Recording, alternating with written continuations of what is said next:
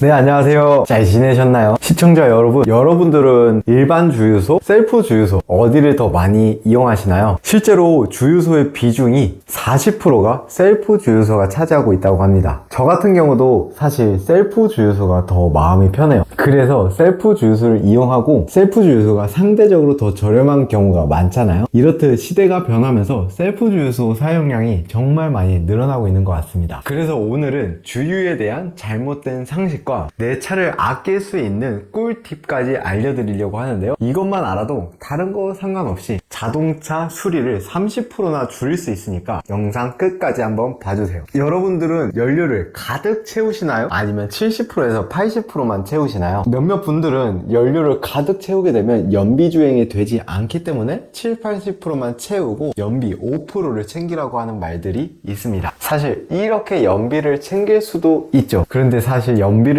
아끼는 거는 이 주유량이 아니라 내 트렁크에 있는 짐이 더 많이 영향을 주지 않을까요? 그리고 급출발, 급정거가 연비 주행에는 더 큰 영향을 주게 되죠. 그런데 우리가 시동을 켜는 순간부터 시동을 끄는 순간까지 작동하는 장치가 딱 하나 있습니다. 그게 뭘까요? 바로 연료 펌프라는 거예요. 우리 자동차의 연료 탱크는 자동차 하부에서도 맨 뒤쪽에 자리하고 있어요. 그래서 시동을 켜는 순간부터 연료 펌프는 펌프를 작동해서 연료를 엔진까지 쏴주게 됩니다. 그렇기 때문에 한시도 쉬지 않고 연료 펌프는 계속 작동을 하죠. 우리 엔진도 계속 작동하고 폭발을 하기 때문에 뜨거워지는데요. 우리 엔진도 계속 작동을 하고 폭발을 하기 때문에 굉장히 뜨거워지는 경우가 많아서 냉각수까지 있잖아요. 연료 펌프도 계속 작동을 하면 약간의 열이 쌓이게 됩니다. 그렇다고 얘는 냉각수가 있는 건 아니잖아요. 그런데 연료 탱크 안에 기름이 가득 차 있으면 자연적으로 냉각 효과가 생기게 되는데요. 우리가 연료를 너무 조금만 넣고 다니게 되면 이 연료 펌프를 냉각해 줄 수 있는 비율이 줄어들게 됩니다. 그렇기 때문에 차라리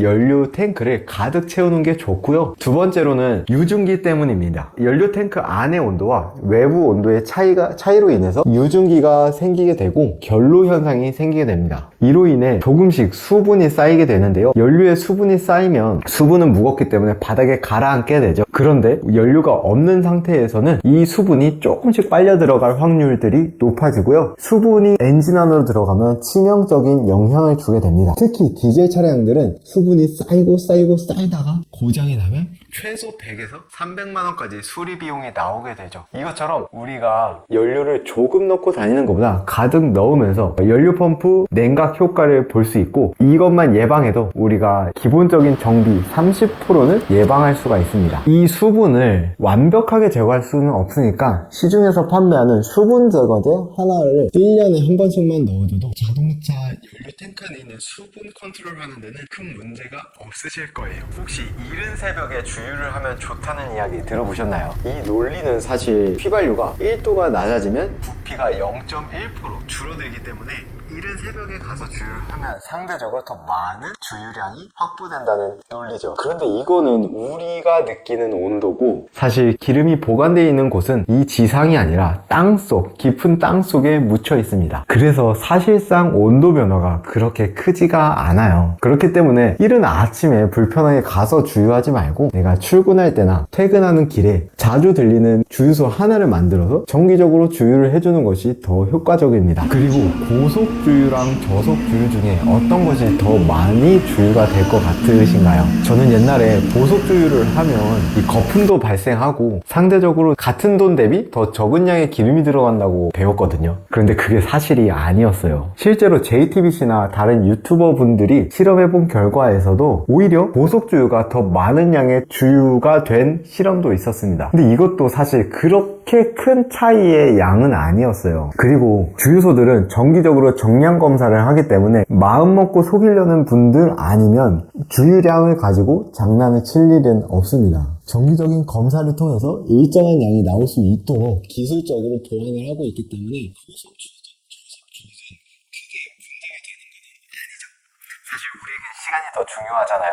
주유를 위해서 그냥 고속주유로 마음 편하게 주유하셔도 됩니다. 만약에 진짜 더 같은 돈 대비 더 많은 주유를 하고 싶으면 오피넷이라는 어플을 한번 깔아보세요. 오피넷이라는 어플은 한국석유공사에서 제공하는 어플인데요. 내 주변에 어느 주유소에서 얼마의 금액으로 판매하고 있는지가 나타나기 때문에 제일 저렴하고 가까운 데를 선택하시면 고속주유, 저속주유보다 더 많은 돈을 아끼실 수 있을 거예요. 그리고 사실 요즘 네이버 지도나 내비게이션에서도 가장 저렴한 주유소 찾기만 눌러도 이 근방에서 가장 저렴한 주유소로 데려다 주니까 저렴한 주유소 찾는 게 그렇게 어렵진 않죠. 주유를 할 때 시동을 켜고 주유한다, 아니면 시동을 끄고 주유한다. 저는 시동을 끄고 주유해야 화재가 발생하지 않는다고 배웠는데 그게 사실이긴 사실이에요. 우리 자동차가 고속으로 달리고 폭발이 계속 반복되는 엔진의 특성상 온도가 굉장히 높아요. 실제로 정비를 하다가 데이는 경우도 많고요. 하체 점검을 하다 보면 흡기 다기관 쪽은 정말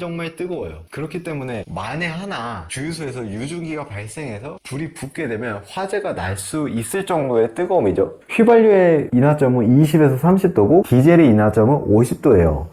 당연히 그 온도는 엔진룸, 브레이크, 그 다음 배기 다기관에서는 휘발유, 디젤의 인하점을 월등히 넘는 온도가 발생을 할 수 있습니다. 그렇기 때문에 동승자가 있어서 더운 여름이나 겨울에 걱정이 되신다면 키 온 상태에서 송풍만 틀어놔도 3분에서 5분 안에 다시 들어올 거기 때문에 동승자도 따뜻하거나 시원하게 있을 수 있고요. 요즘 유증기 회수가 잘 된다고 하지만 만에 하나 화재 확률을 줄이기 위해서는 무조건 시동을 끄고 주유를 하는 것이 옳습니다. 그리고 초보 운전 때 주유를 하러 가서 이것저것 다 어색한데 보니까 정전기 방전 패드가 있어서 놀랬어요. 사실 사람 몸은 전기가 정말 잘 통하는 특성을 갖고 있죠. 그리고 겨울철에는 파카랑 패딩들을 입다 보면 정전기가 진짜 잘 발생하죠. 그래서 정전기 패드를 한 번씩은 터치해줘야 스파크가 일어나지 않고 그 스파크의 순간 열로 인해서 화재 사건이 발생할 확률이 있기 때문에 이 정전기 패드가 있는 거니까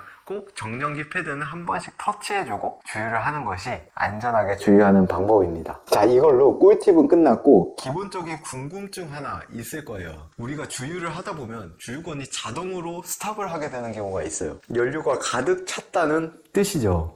어떻게 하면 이 주유건은 내 차에 연료가 가득 찼는지 알아차릴까요? 저 정말 궁금했는데 생각보다 간단한 원리였어요. 센서가 있는 것도 아니고 주유건이 눈이 있는 것도 아니잖아요. 대신에 얘네들은 관이 두 개가 있어요. 하나는 아시다시피 휘발유나 경유가 빠져나가는 관이고 또 하나는 유증기를 빨아들이는 관이라고 해요. 그래서 주유를 하면서 동시에 유증기가 계속 흡수가 되고 있고 그 과정에서 기름이 차서 유증기 대신에 기름이 빨려 올라가게 되면 주유건에서는 작동을 해서 자동으로 샷다가 닫히는 겁니다. 저는 엄청나게 특별한 기술이 있을 줄 알았는데 그건 아니고 흡수하는 유증기관에서 휘발유가 들어가게 되면 그때 딱 멈추게 되는 거였어요. 많이 궁금하시지 않았었어요?